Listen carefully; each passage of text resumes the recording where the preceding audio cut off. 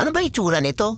Grabe naman yung nilalabas ni Supercell na event troops. Gaya nga dito kay Barbarian, nakangiting aso pero bagong riban yung buhok. Sagwa ng mukha ni Barbarian, pati yung bigote ni Riban. Sabi ko na nga ba, Barbie? Wala nga ako nakikita na may gumagamit dito kay Barbie. Malakas kaya to, kaya tara subukan natin na puro Barbie lang yung laman ng army camp.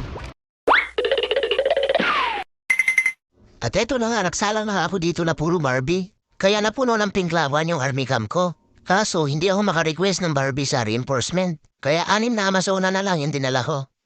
Nakarapon na lang ako nga ulit dito si Tatang kaya marami akong dalang invisible spell. At dito ko nga sinubukan yung mga Barbie sa Classic War. Kaya tara, panoorin natin kung paano maka-3-star na puro Barbie lang yung dala sa army camp. Teto na nga yung base ni Born to Mais. Max na nga to sa stage 16 kaya masubukan natin yung mga Barbie dito kung gaano kalakas. Dito nga, tinanggal ko lang muna yung mga kanon gamit yung mga Barbie. At ginamitan ko ng invisible spell yung mga ibang defense. At yung Ridge Tower na yung pinatamaan ko dito ng bulalakaw ni Tatang. Ayun, sa ball, buti na lang, di pagod yung fireball ni Tatang ngayon kaya tumama dun sa Ridge Tower. Kaya natanggal agad yung Eagle Artillery. Kasama ng 2 X-bow at 3 Multi-Inferno Tower.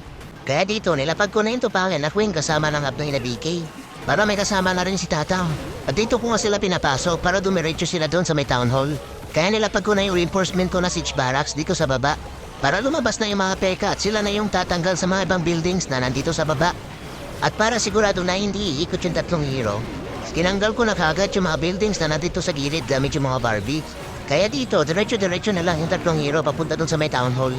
Tapos nilalapag ko na lang yung mga Barbie sa gilid para matanggal na rin agad yung mga buildings na nasa labas. At dahil wala nga akong dalang wall breaker, kaya dito ko gagamitin yung earthquake boots ni BK. Para mabuksan yung walls at makapasok sila sa may town hall. Kaso nakalimutan ko dito magdala ng muriatic acid. Kaya na-traffic muna dito si Tatang kasama nito Pake na Queen. Dahil puro puting gwardiya nga yung batay dito ni Burn to Mais. At nilapag ko na nga yung hirong tumboy sa may 3 o'clock. Para siya naman yung bahala ang magtatanggal sa mga defense na nandito. Dahil malapit na nga yung abnay na bigay sa may town hall, kaya ginamit ko na yung earthquake boost niya para mabuksan na yung mga walls. Para makapasok na sila sa may town hall kasama ni Tatang at yung Tupake na Queen. Kaso dito sinasapian ang pagkabnay si BK dahil gusto pang buksan yung walls dito sa may clan castle. Samantalang bukas na nga yung wall doon sa may town hall. Ang sarap patukan. Pero buti na lang tumino kaya dito nilagyan ko na ng rage para matanggal agad yung town hall. Kaya dito sigurado na ngayon 3-star dahil marami pa akong reserbang Barbie.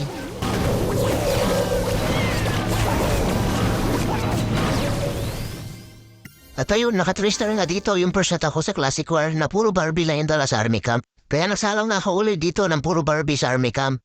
Para naman sa second attack. Kaso binanata na pala dito ni Han Solo yung liname ko na target.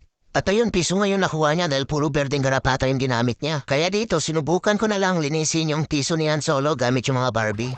At ito nga yung defense ni Johnny Sins kung sana piso si Han Solo gamit yung mga berdeng garapata. Dito nga, tinanggal ko lang yung mga ibang defense na nasa labas gamit yung mga Barbie. Tapos nilapag ko na yung Tupake na Queen dito sa may Archer Tower at ginamit na agad yung malaking ampana. Tapos ginamitan ko ng 4 na kidlat at 2 earthquake spell yung mga defense na nandito sa may Eagle. Kaso kulang pala yung mga kidlat ko kaya ayun hindi natanggal yung mga ibang defense doon sa may Eagle.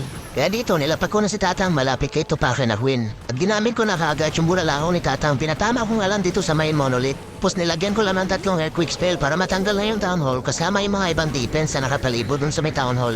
Kaso si Tatang nabuisit na ata kay Tupake na Queen kaya ayun iniwan niya at hindi niya sinamahan. Kaya yung abnay na BK na lang ang pinasama ko dito kay Tupake na Queen para may tatangki naman sa kanya. At para hindi naman masayang yung rage team ni Tatang kaya nilapag ko na yung tomboy na hero.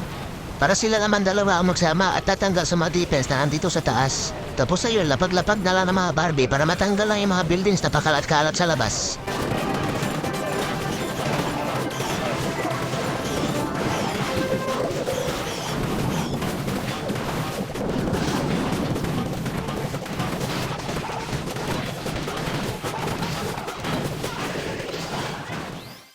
At ayun, naka 6-star na sa Classic War yung hafam ko dito na puro Barbie lang yung laman ng army camp. Ang lakas pala mga 150 na mga Barbie.